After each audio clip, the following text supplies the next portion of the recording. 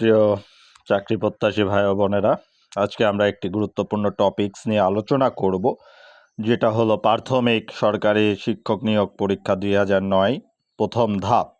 তো আমরা জানি কোশ্চেন ব্যাংকগুলো খুবই গুরুত্বপূর্ণ এবং এর ভেতর থেকে অনেক সময় রিপিট কোশ্চেন চলে আসে। তো আপনাদের সুবিধার্থে এখন আমি কিছু এরকম টাইপের কোশ্চেন নিয়ে আলোচনা করব। কোন দুটি বর্ণের পরে মূর্ধন্য ও মূর্ধন্য হয়?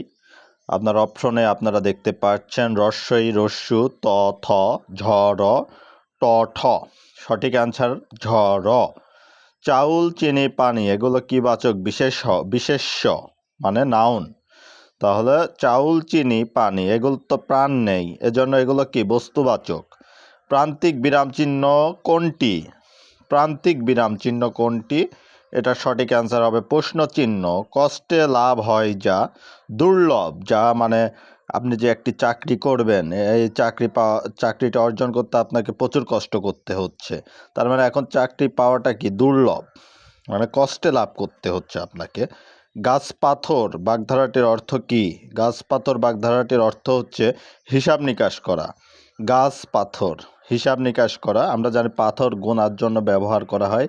তো এই পাথর যখন থাকবে তখন অটোমেটিক্যালি আপনার মাথায় চলে আসবে যে এটা হিসাবের বিষয়বস্তু।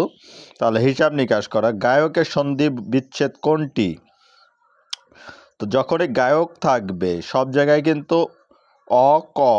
অক জিনিসটা থাকবে, কিন্তু ডিফারেন্সটা কোথায় আসলে? ঐকার অক, গই যোগ অক, গায়ক। তারপর শুদ্ধ বানান মুমূর্ষু, এটা বহুবার অসংখ্য জায়গায় এসেছে। এটা আপনি কিভাবে মনে রাখতে পারেন? দেখবেন যে সামনে এবং লাস্টে দুইটাই হ্রস্বকার এবং মাঝেরটা হচ্ছে দীর্ঘকার। সরবরি এর বিপরীত শব্দ কোনটি? এটার বিপরীত শব্দ হবে দিবস। সমাস শব্দের অর্থ কি? সবাই জানি এটা আমরা। সমাস বাক্যকে সংক্ষেপ করে, এজন্য সমাস শব্দের অর্থ হলো সংক্ষেপণ। শুদ্ধ বানান কোনটি? বিভীষিকা। কিভাবে বুঝবেন? এখানে বিভ্রান্তি হচ্ছে আপনাকে দেওয়া হয়েছে ভয়হর্ষি মধ্যাংশয় দীর্ঘী কয়াকার কা, বিভীষিকা। বয়হর্ষি ভয় দীর্ঘী মধ্যাংশয় হর্ষি কয়াকার, তার মানে দ্বিতীয়টা রাইট। আর এটা কিভাবে আমরা বুঝতে পারবো? একটা রস্যিকার, একটা দীর্ঘিকার, আবার রস্যিকার, তাহলে বিভীষিকা বানানটা আমরা দেব এইটা। তারপরে আমরা যাব হলো সুনাম শব্দের সু কোন উপসর্গ? সুনাম শব্দের সু বাংলা উপসর্গ।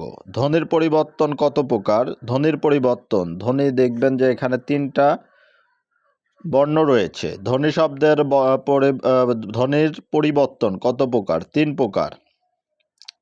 পদ শব্দের সমার্থক শব্দ হচ্ছে সরণি, মূর্ধন্যয় রস্যিকার, সরণি, যেটা আপনারা লেখা থাকবে দেখবেন বিভিন্ন সরণি, রাস্তার উপরে লেখা থাকে। কিন্তু পদ শব্দের সমার্থক শব্দ কোনটি? যেরকমের যে ঢাকায় বিজয় সরণি আছে, ওটা কিন্তু বানান বা স্পেলিংয়ের ক্ষেত্রে অবশ্যই মূর্ধন্যয় রস্যিকার হবে। জ্ঞানহীন মৃত্যুহীন, জন্মহীন মৃত্যুহীন। যে জন্মহীন মানে যে জন্মায়নি, আবার মৃত্যুহীন যার কোনো মৃত্যু নেই, তাকে কি বলা হয়? যার জন্ম নেই, যার কোনো মৃত্যু নেই, তাকে বলা হয় হচ্ছে অজ। আগ্নেয় শব্দের প্রকৃতি ও প্রত্যয় কোনটি? অগ্নিযোগ সেও। কোনটি প্রাদি সমাসের উদাহরণ? প্রগ্রতি কোনটি প্রাদি সমাসের উদাহরণ? প্রাদি যদি থাকে আর অপশনে যদি প্রগ্রতি থাকে, দুইটাই কিন্তু পয়ের রফলা আছে, এজন্য আমরা দেব প্রগ্রতি। উলুখাগড়া শব্দটির অর্থ কি? গুরুত্বহীন লোক। উলুখাগড়া শব্দটির অর্থ কি? গুরুত্বহীন লোক। যদি তোর ডাক শুনে কেউ না আসে তবে একলা চলো রে। বাক্যটি কোন ধরনের বাক্য? তো এটা মিশ্র এবং জটিল দুইটাই হয়। গবেষণা শব্দের সন্ধি বিচ্ছেদ কোনটি? গো যোগ এসো না। বাংলা বর্ণমালায় মাত্রাহীন বর্ণ কয়টি? 10টি। যখন হীন শব্দটি থাকবে, হীন মানে শূন্য, সেখান থেকে হয়ে যাবে 10টি।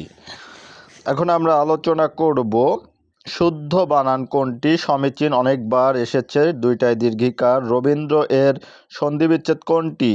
রবি যোগ দীর্ঘই দন্তের নয় দয় ড্র ফলা। আচ্ছা, খ নম্বর তো হবে না, সেটা আমরা বুঝতে পারছি। এখন সমস্যা হলো আমাদের এই ইন্দ্র বানানের সমস্যা হয়। এটা রবীন্দ্রর ক্ষেত্রে অবশ্যই রস্যই হবে। আর বিরাম চিহ্নের অপর নাম কি? ছেদ চিহ্ন। বিরাম চিহ্নের অপর নাম কি? ছেদ চিহ্ন। ইতিহাস রচনা করেন যিনি, তাকে কি বলা হয়?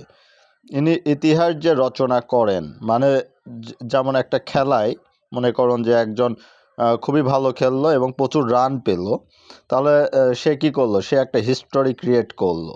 তো এখানে যে ইতিহাস রচনা করে তাকে বলা হয় ঐতিহাসিক। আর যে ইতিহাস বিষয়ে পণ্ডিত বা ইতিহাস বিষয়ে অনেক জানেন, তাকে বলা ইতিহাসবেত্তা। কোনটি শুদ্ধ বাক্য? আমার বড় দুরবস্থা। কোনটি শুদ্ধ বাক্য? আমার বড় দুরবস্থা। এখানে হচ্ছে বানান ঘটিত ব্যাপার। এই যে দুরবস্থা বানানটি আপনাদের জন্য এটা দেখতে হবে। দুরবস্থা, দয়হস্যু র, ব মূর্ধন্য থয় আকার। অক্ষির সমীপে এর সংক্ষেপ কি হলো সমক্ষ। অক্ষির সমীপে সংক্ষেপ হলো সমক্ষ। অক্ষি মানে চোখ, চোখের সমীপের সংক্ষেপে হলো সমক্ষ। অলিকের বিপরীত শব্দ কি? অলিক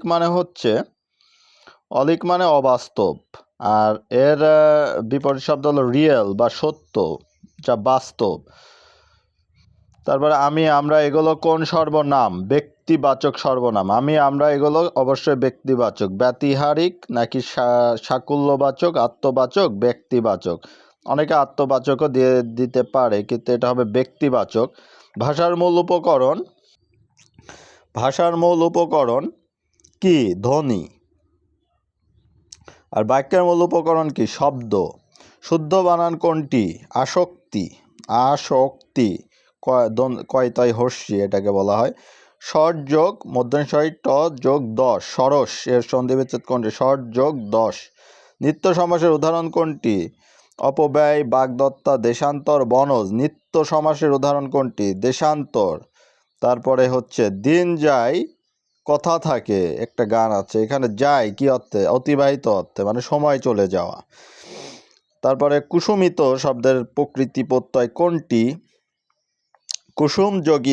কুসুমিত শব্দের প্রকৃতি প্রত্যয় কোনটি? কুসুম যোগিত। কিরণের সমার্থক শব্দ কোনটি নয়? কিরণের সমার্থক নয় কোনটি? কিরণ মানে হচ্ছে কি? আলো। তাহলে রশ্মি, প্রভা, কর মানেও আলো। এখানে কর শব্দটাই আননন মনে হতে পারে, কিন্তু কর শব্দটি হচ্ছে এটাও আলো। আর রবি অর্থ হলো সূর্য, তাহলে কিরণের সমার্থক নয় হচ্ছে রবি। হাট বাজার কোন অর্থে? দ্বন্দ্ব সমাস, সমার্থ অর্থে। হাট এবং বাজার একই জিনিস, এজন্য সমার্থে অর্থে। তাসের ঘরের অর্থ কি? ক্ষণস্থায়ী। অঘারাম বাস করে, অজ পাড়া গায়। অঘা ও অজ কোন ধরনের উপসর্গ? খাঁটি বাংলা উপসর্গ। এটা প্রায় পরীক্ষায় এসে থাকে। অঘারাম বাস করে, অজপাড়া গায়। অঘা ও অজ কোন ধরনের উপসর্গ? খাঁটি বাংলা উপসর্গ।